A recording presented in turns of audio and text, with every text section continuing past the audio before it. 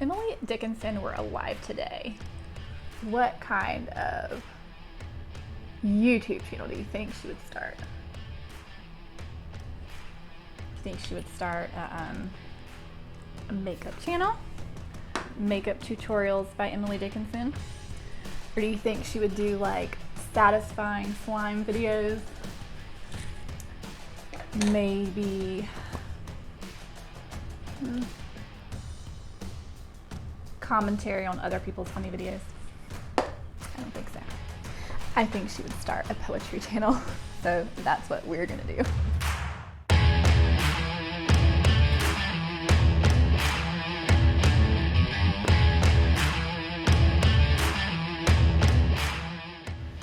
There is a violence in walking where the flowers fall. Crepe myrtles dropping pink, fleshy hearts where feet dance, singing, casualty of movement, casualty of movement, casualty of movement. If only we can save just one.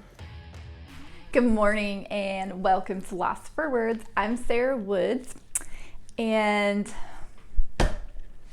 here we are anything but lost for words, especially when it comes to Emily Dickinson. Look at all that poetry. This morning we are going to get a little bit dusty.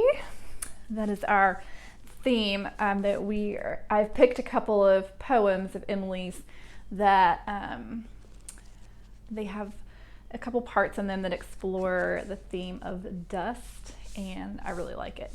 So I'm going to take you with me on a journey to explore some of her poetry. If you want to jump on in.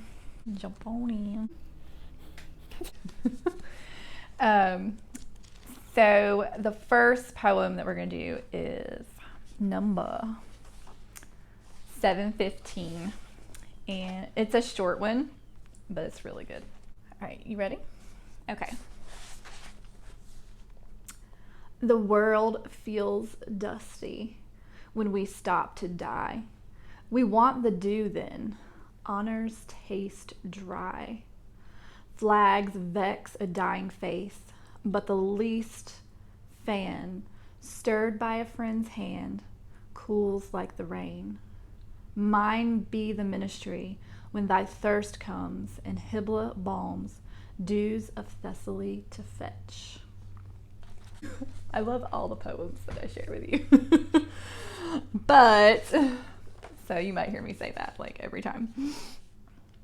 Okay, let's explore this piece. I absolutely love the very first little stanza of this poem.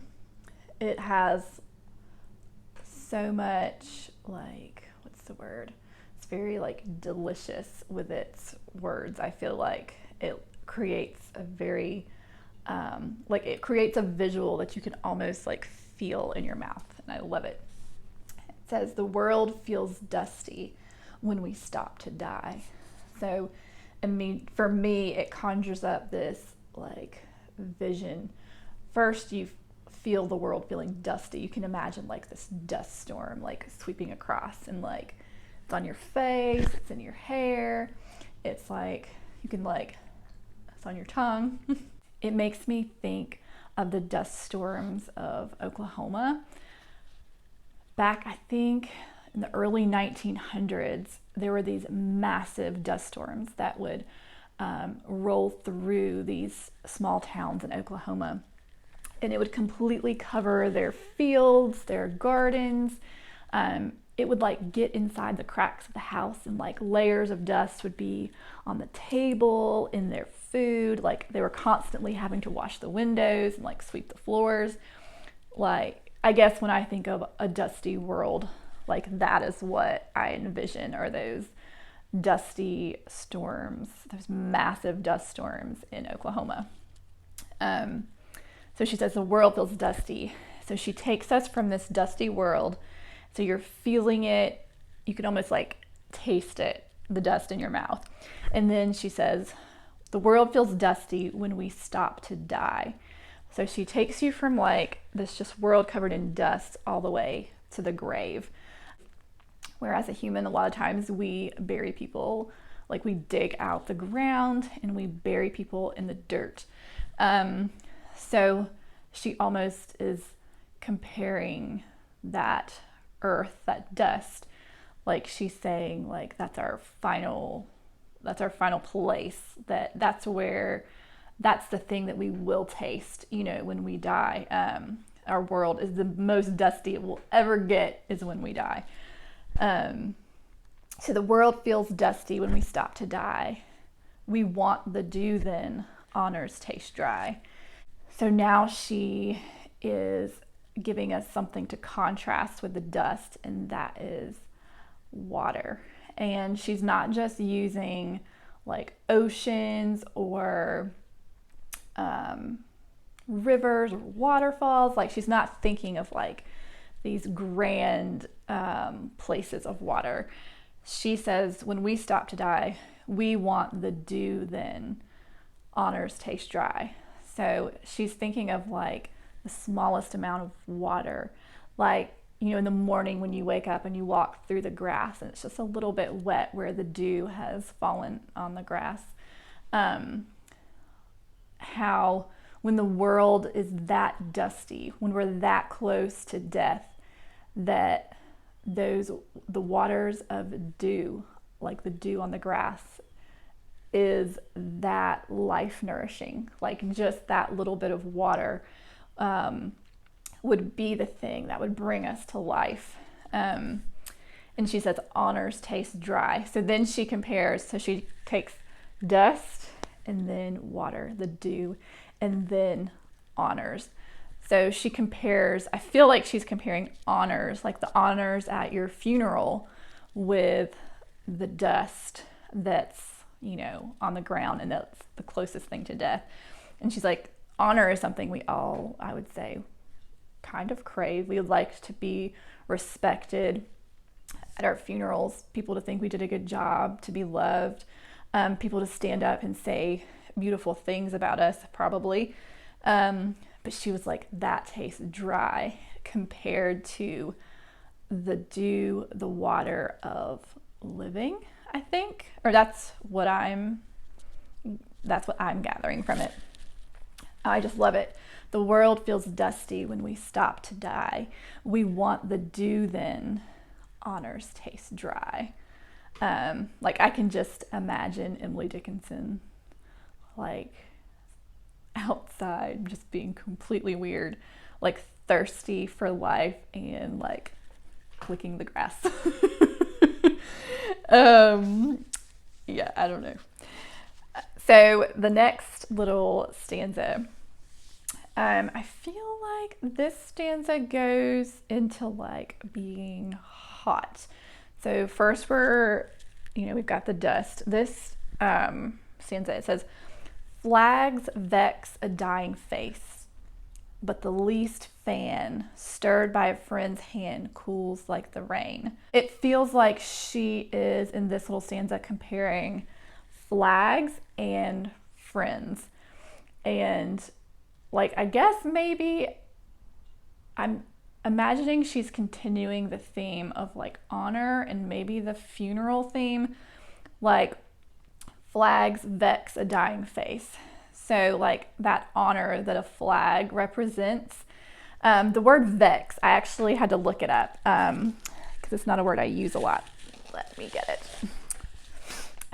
It says the meaning of vex is to make someone feel annoyed, frustrated, or worried, especially with trivial matters. So you get this picture of flags of honor maybe, and if you're dying and you're like, oh, I just need water, and people are like trying to honor you and whatnot, like how annoying those flags would be when really what you want is water and to live. And so it says, but the least fan stirred by a friend's hand cools like the rain. So then you can just imagine this friend like you can imagine this person who is just hot and tired and like with thirst, who's dying, like heat, you know what I mean? And then there's this friend who's just like, I don't know, I'm imagining a friend like trying to cool the friend. Yeah, but the least fan stirred by a friend's hand cools like the rain. So she also, I feel like, is sort of comparing that honor, like that honor that might come with a flag, with the idea of friendship. That friendship is the more life-giving thing, that it's more like rain, and that a flag is just annoying. If you're dying, a flag is annoying, but a friend who can like help to cool you off is like, it's the better thing.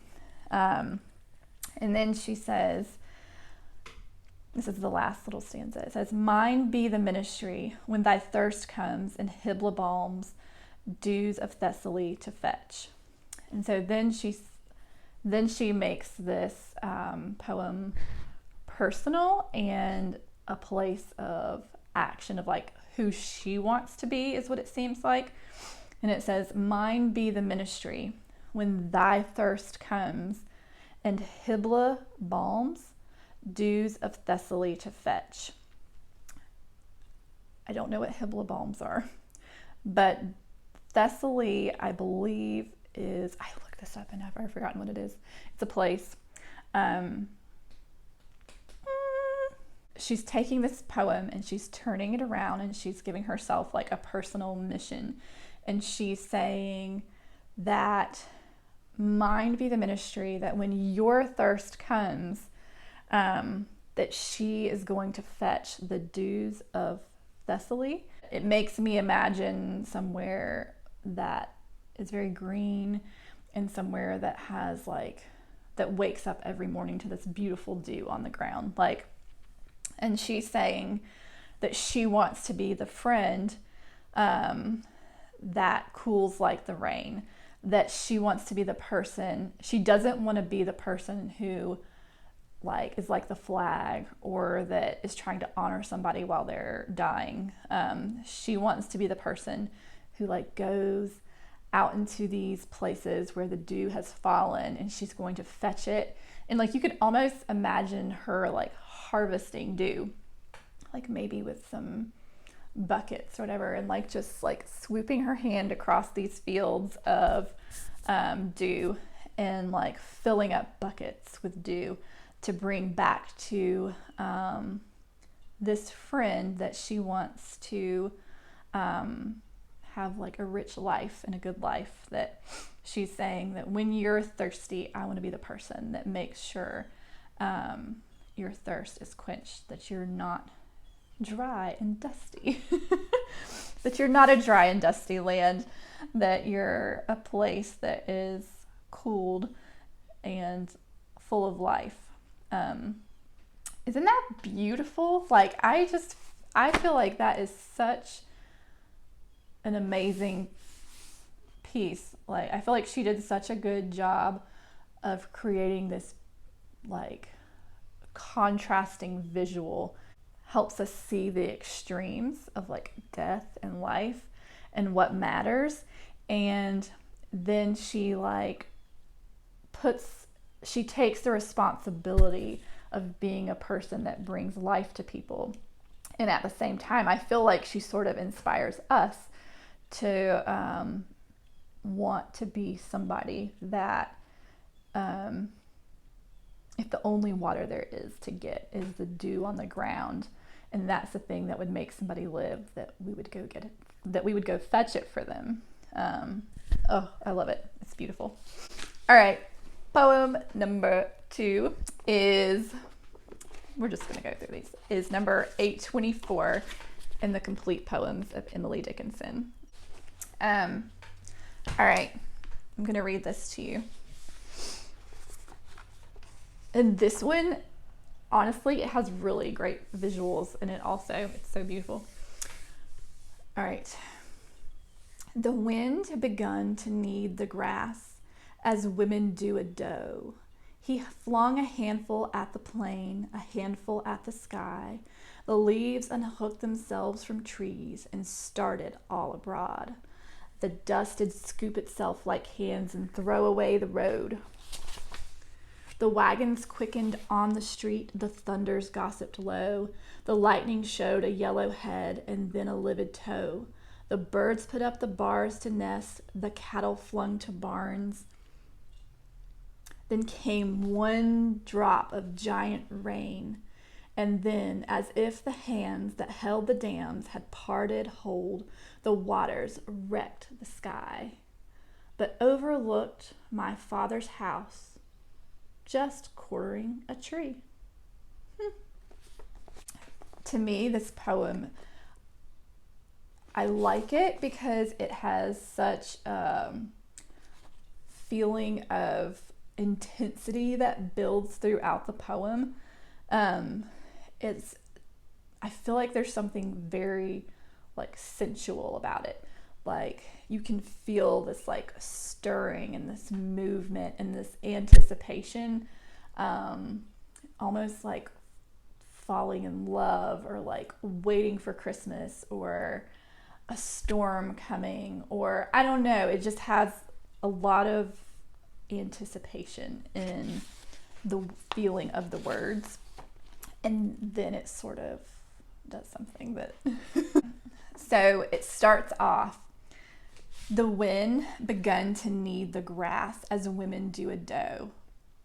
So can you imagine the wind out in a field, out in your yard, and it's like just like moving like hands, like kneading the grass. Like the grass is not just sitting still like it normally does on like a hot summer day. Like the wind is moving. And then she says, the wind begun to knead the grass as women do a doe. So it takes you straight from your yard or a field of grass and into your kitchen, where you picture this woman kneading dough. And so it gives you like a stronger visual of what it's like for the wind to knead the grass like dough. I like that because she like has the visual and then she like enhances it even stronger. Like, no, I really mean it. And so it just like intensifies. And then it says, he flung a handful at the plain, a handful at the sky. So I'm thinking that maybe the he might be the wind. He flung a handful at the plain, a handful at the sky. So the wind is out there in the grass, like just kneading the grass and just blowing, and the grass is moving and it's at the mercy of the wind. So then you would imagine the wind just taking grass and flinging handfuls at the plain, a handful at the sky. That's like very powerful imagery of the wind having hands, and like this idea of being able to just gather grass and throw it at the sky. Like that's very intense. Like you don't, even in like a strong storm, like you don't normally see grass getting thrown at the sky, you know? It says, the leaves unhooked themselves from trees and started all abroad. So to me, I love this little phrase. It sort of has just hit me like that, the leaves unhooked themselves from trees. So this part is almost like, you would think she would say that the wind unhooked the leaves from the trees, but she doesn't. She says the leaves unhooked themselves from trees. So you imagine leaves being like, oh my goodness, this wind is so intense, we got to get out of here. And so they're like, whoop, gone. So the leaves are like checking out. They're like, this is too much. So the leaves unhooked themselves from trees and started all abroad. So it's like, did they unhook themselves from the trees to experience the wind, to feel what it was like to ride on the winds? And it says they started all abroad, so they're leaving maybe for some like grand adventure. I don't know.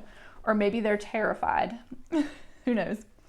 And then it says, the dust did scoop itself like hands and throw away the road.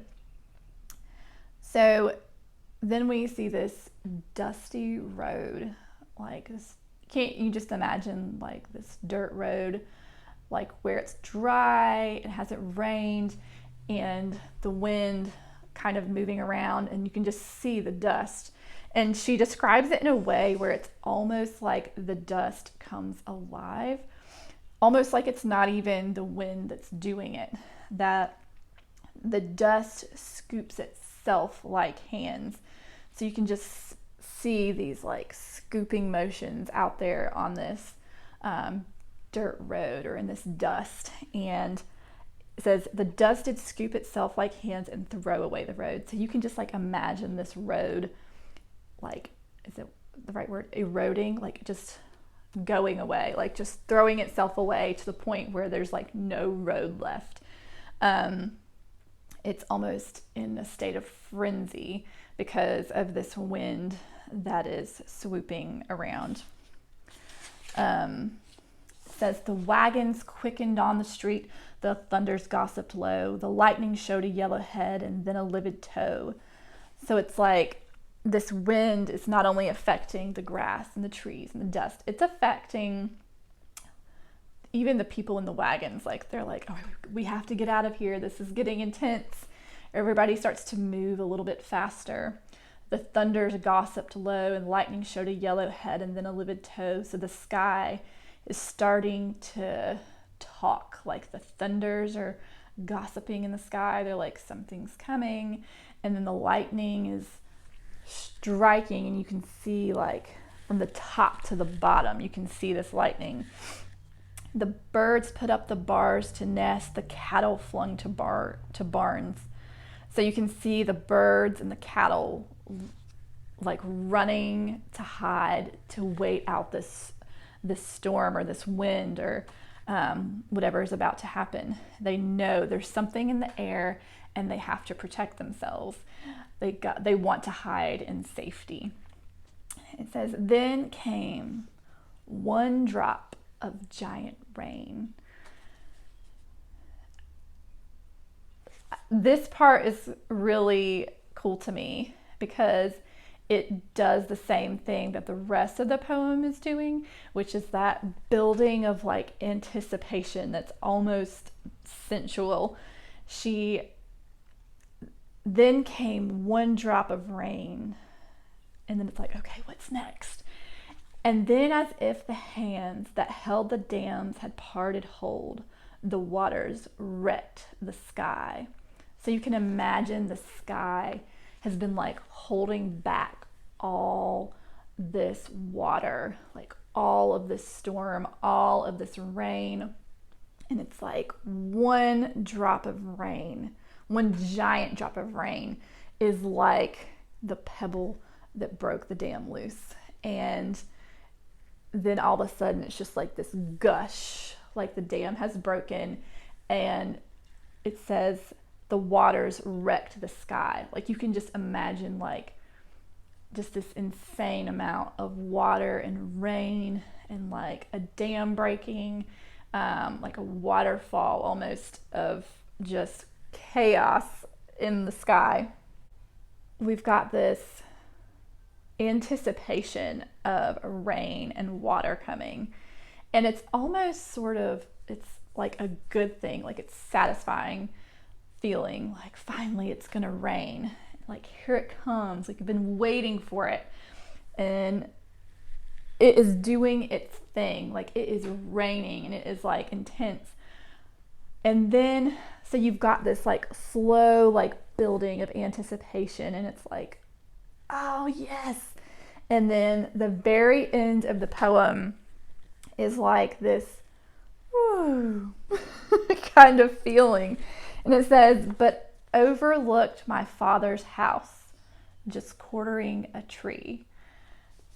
And I love that she did that, because I feel like she's good in these poems of making visual contrast. She like creates this visual of this amazing storm coming and this water and this rain. And it's like everybody's anticipating it. And she's anticipating it. And it comes and it's raining. And everyone else is experiencing the rain. But it overlooked my father's house, just quartering a tree.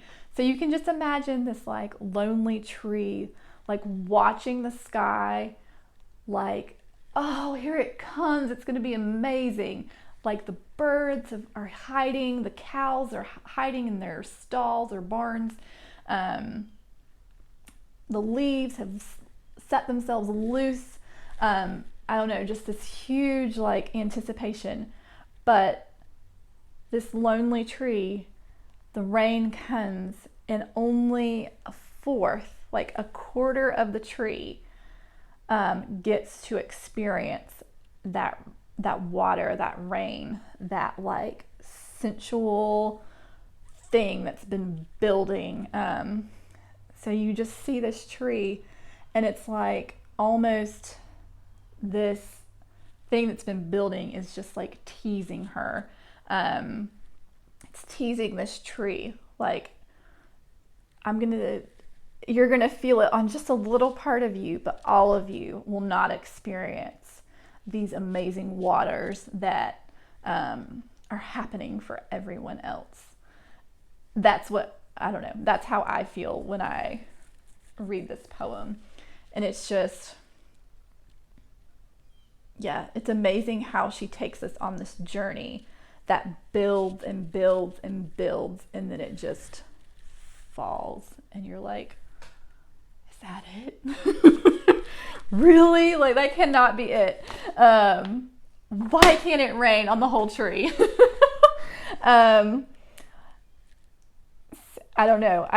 I love how powerful a feeling she leaves us with in this poem. And it's two separate feelings, or maybe three feelings: that feeling of anticipation, that feeling of like fulfillment and just intense fulfillment, and then the feeling of being overlooked and watching everyone else be fulfilled.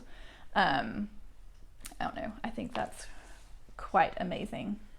So that is all of the dust that I have for you today. It's quite delicious, this dust in Emily's poems. I really, really enjoyed these poems. Like,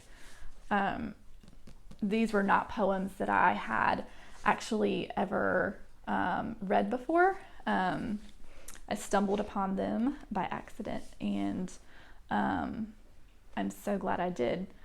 I feel like some of my favorite poems of hers are some of the most popular ones. I think maybe Hope is the Thing with Feathers That Perches in the Soul, that one.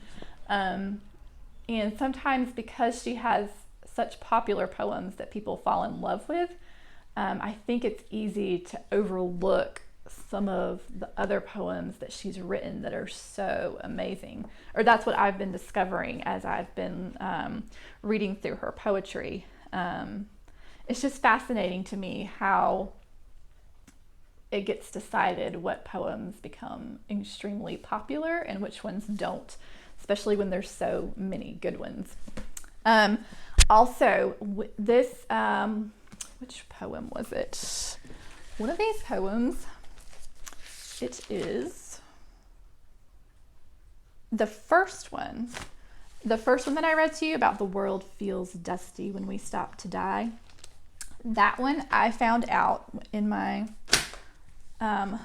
searchings on Google that one actually has, there's a guy, an American composer, I think his name is Aaron Copland, and he created 12 songs that are based off of poems of Emily Dickinson's. And one of them is based off of that poem about the world feeling dusty when we stop to die. And he created it, it was for a piano piece and one voice. So I'm going to try to put a link in this video. We'll see if that happens for you so that you can go see it if you'd like. And I'm also going to create a playlist. Maybe it'll be called Inspired By in my playlist. You could go look and see it there if you'd like to see a song inspired by one of her poems. And I also, speaking of songs inspired by Emily Dickinson, I found a girl on YouTube, and I think her name is Joshiel. I'm probably saying it very wrong, but I'm going to try to put a link of her song also and put it in the Inspired By playlist. She created a song about Emily Dickinson, and it is beautiful. The first half of the song is quiet, and it shows her like walking around in this like kind of romantic lighting, and she's like pulling books off of her shelf. She did a great job of creating like this moody atmosphere with her lighting. But it's a longer like section with no music, and then about halfway through she starts her song about Emily Dickinson, and she has this sort of angelic voice that is kind of vintage, like a vintage romantic kind of voice, where she sings a song I believe that she wrote about Emily Dickinson, and it's really beautiful. So I will try to put a link to that, and if not, you can find it in my Inspired By videos also. Things that were inspired by Emily Dickinson. I think it's amazing to think of poetry inspiring song or music, because poems really, there is something very song-like about poetry. It just doesn't have, or it doesn't always have like a chorus that's repeated, or it's not written for an instrument. But I imagine there are so many poems out there that musicians could like have a heyday with if they like just went out exploring. But anyway, thank you for joining me today. I believe that is all. I have had the best time going over these dusty poems with you. And we actually have a little bit of rain coming our way today where I live. I believe there was a hurricane maybe down in Louisiana somewhere, and it is moving up through to the East Coast. And so we're going to get some remnants of a hurricane today, which I feel like is extremely appropriate considering we've just read about all this, this anticipation of water and rain, and maybe it'll get my whole yard, not just a quarter of a tree. So bye, see you later. Thanks for coming.